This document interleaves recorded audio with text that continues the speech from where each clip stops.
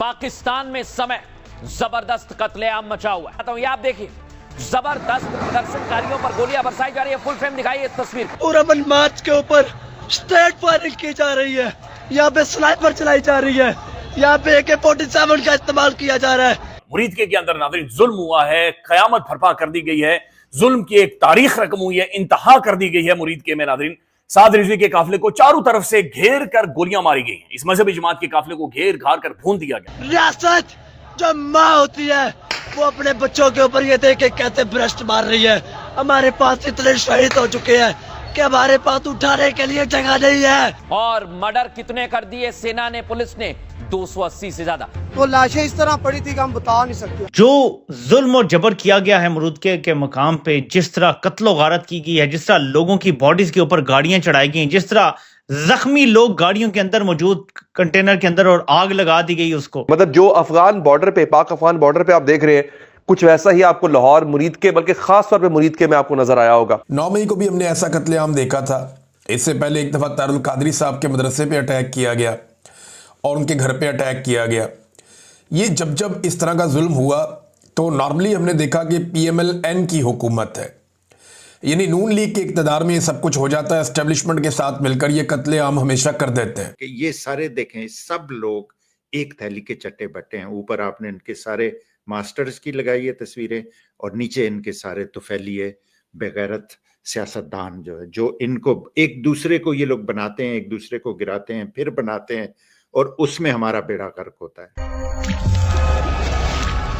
नमस्कार दोस्तों, जैसे कि आपने वीडियो क्लिप में देखा, इस समय पाकिस्तान में गृह युद्ध जैसे हालात बने हुए हैं। एक तरफ पाकिस्तान की सेना तो दूसरी तरफ पाकिस्तान की जनता के बीच एक तरह से युद्ध चल रहा है। पाकिस्तान से जो खबरें आ रही है उसके मुताबिक मुरीदके में पाकिस्तान के आर्मी चीफ आसिम मुनीर ने गोलियां चलवाकर लगभग 300 लोगों की हत्या करवा दी है। पाकिस्तान के कट्टरपंथी संगठन तहरीक-ए-लबैक ने फिलिस्तीन में एकजुटता दिखाने के लिए इस्लामाबाद कूच का ऐलान किया था। इनकी योजना अमेरिका दूतावास के सामने प्रदर्शन करने की थी। यह काफिला एक दिन से लाहौर के पास मुरीदके में रुका था। अचानक रात में इस मार्च पर पाकिस्तान के सुरक्षा बलों ने अटैक कर दिया। तहरीक-ए-लबैक पाकिस्तान के मुताबिक अब तक उसके 300 से ज्यादा कार्यकर्ताओं की मौत हो गई है और 1500 से ज्यादा कार्यकर्ता मुनीर के ऑर्डर से चलाई गई गोलियों से घायल है, जिसको देखकर पाकिस्तानी चीखे मार मार कर रो रहे हैं और आसिम मुनीर को भर भर कर गालियां दे रहे हैं। मुरीदके के अंदर नाज़रीन जुल्म हुआ है, कयामत बर्पा कर दी गई है, जुल्म की एक तारीख रकम हुई है, इंतहा कर दी गई है। मुरीदके में नाज़रीन साद रिजवी के काफिले को चारों तरफ से घेर कर गोलियां मारी गई हैं। इस मजहबी जमात के काफिले को घेर घार कर भून दिया गया,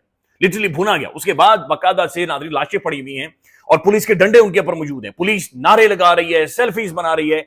मरकजी जो कंटेनर था उसे आग लगा दी गई है, जिस पर साद रिजवी साहब खुद बैठे हुए थे। मैं नाज़रीन इस मजहबी जमात की पॉलिटिक्स के साथ मुकम्मल तौर पर इख्तिलाफ करता हूं। मैं इनकी मजहबी जुनूनियत के साथ इख्तिलाफ करता हूं। मैं समझता हूं कि यह सही मजहबी तर्जुमान नहीं है, लेकिन इन्हें नाज़रीन पाला गया है, पोसा गया है। ये किसी की बी टीम के तौर पर इन्हें सामने लाया गया, इन्हें बड़ा किया गया और उसके बाद अब जाकर नाज़रीन इन्हें घेर कर मारा गया। घेर कर ये जुल्म है, ये जुल्म की इंतहा है जो कि वहां पर कायम की गई है। ये नहीं हो सकता। अल्लाह करे कि हम कोई ख्वाब देख रहे हो और अभी थोड़ी देर बाद इस ख्वाब से जागे हैं, जो कुछ मुरीदके में हुआ है। जो खबरें आ रही है नाज़रीन, ये जो मजहबी जमात क्लेम कर रही है, ये नंबर इतना बड़ा है, इतना बड़ा है कि मैं आपके सामने रखूं तो आपकी चीखें निकल आएंगी। जितना बड़ा नंबर शाहतू के हवाले से ये मजहबी जमात क्लेम कर रही है। BBC भी नाज़रीन शाहतू की तस्दीक कर रहा है। फिर एक वीडियो हमने देखी है कि जहां पर साद रिजवी साहब गिर रहे हैं, बाकायदा से गिर रहे हैं, महसूस हो रहा है कि सामने से उन्हें शूट हुआ है। ये जो जमात है ये क्लेम कर रही है और BBC क्लेम कर रहा है कि साद रिजवी साहब को अल्लाह ना करे लेकिन 3 गोलियां लगी हैं। मंसूर अली खान साहब अपने व्लॉग में ये क्लेम कर रहे हैं कि गोली नहीं लगी साद रिजवी साहब को। बहरहाल उनके बारे में अभी तक कोई इतलात नहीं है, कोई इतलात नहीं है। ये जो कसाई खाना मुरीदके को बनाया गया है उसके बाद से नाज़रीन अभी तक कोई अपडेट साद रिजवी साहब के हवाले से या उनके भाई के हवाले से नहीं आई है। लेकिन एक बात दुरुस्त है नाज़रीन कि जब गोलियां चल रही थी, ये सारा ऑपरेशन हो रहा था, साद रिजवी वहां पर मौजूद था। वो भागा नहीं था, वो खड़ा था, वो छाती तान कर खड़ा था। वो जो गुफ्तगू कर रहा था मैं आपके सामने रखूंगा, लेकिन वो वहां पर मौजूद था। और वो जो कंटेनर था मरकजी नाज़रीन, वहां से जो आवाजें आ रही थी वो थी लब्बैक लब्बैक या रसूल अल्लाह लब्बैक, और इधर से तड़ तड़ तड़ तड़ तड़ तड़ तड़ मशीन गन्नें चल रही थी। ये जो गोलियां चल रही थी नाज़रीन, ये इसी अवाम की हैं। ये जो बंदूकें हैं ये इसी अवाम की हैं। ये जो हमारे ऑफिशियल्स थे नाज़रीन, ये जो इस महीने की तनख्वाह लेंगे, ये इसी अवाम की तनख्वाह लेंगे। अपनी अवाम को कौन गोलियां मारता है? अपने लोगों को कौन गोलियां मारता है? निहत्ते लोग हैं। मेरा खुद इख्तिलाफ है कि ये एहतजाज बनता नहीं था। मैं खुद ये समझता हूं कि इनका एहतजाज इस वक्त नहीं होना चाहिए था, और मैं खुद ये समझता हूं कि नाज़रीन साद रिजवी तैयार था मुज़ाकरात के लिए, वो मिन्नतें कर रहा था कि मेरे साथ मुज़ाकरात करें, उसे फेस सेविंग चाहिए थी, लेकिन उससे मुज़ाकरात नहीं किए गए, बल्कि ऊपर से बोतलें फेंकी गई कि गिरफ्तारी दो नहीं तो मारे जाओगे, और वो गिरफ्तारी के लिए भी तैयार थे। वो चाह रहे थे कि ये मामला किसी तरह से समेटा जाए, लेकिन घेर घार कर फिर नाज़रीन फजर के बाद एक ऑपरेशन किया गया और उन्हें गोलियां मारी गई। कश्मीर के अंदर भी नाज़रीन गोली चली थी, डी चौक में भी गोली चली थी, और आज मुरीद के में भी गोली चली है। ये एक रियलिटी है। 9 मई को भी हमने ऐसा कत्लेआम देखा था। इससे पहले एक दफा तारुल कादरी साहब के मदरसे पे अटैक किया गया और उनके घर पे अटैक किया गया।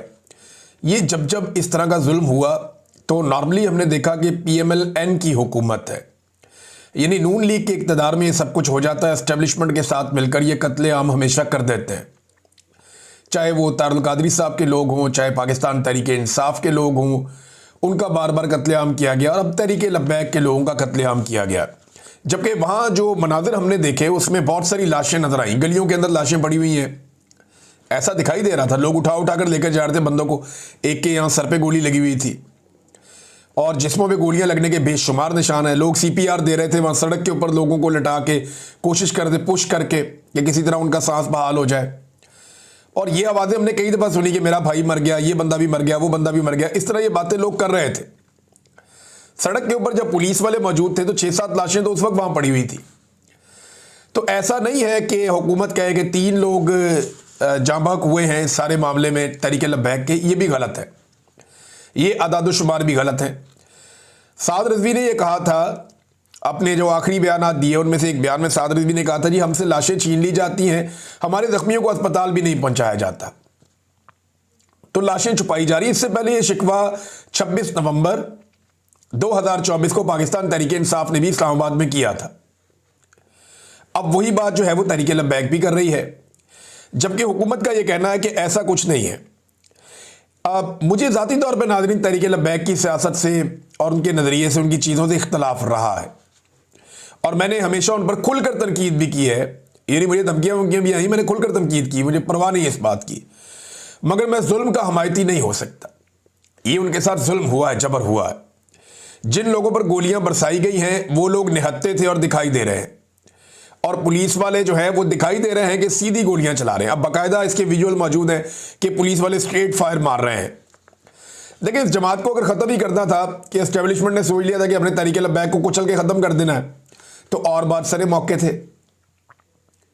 लेकिन आप गौर कीजिए कि पाकिस्तान की मिलिट्री एस्टेब्लिशमेंट ने एक तीर से 2 शिकार किए। नंबर 1, तहरीक लब्बैक को कुचल के ख़त्म कर दिया, अपने तौर पर तो उन्होंने ये कर दिया। अब देखते हैं तहरीक लब्बैक दोबारा खड़ी होती है, हो पाती है, क्या करेगी।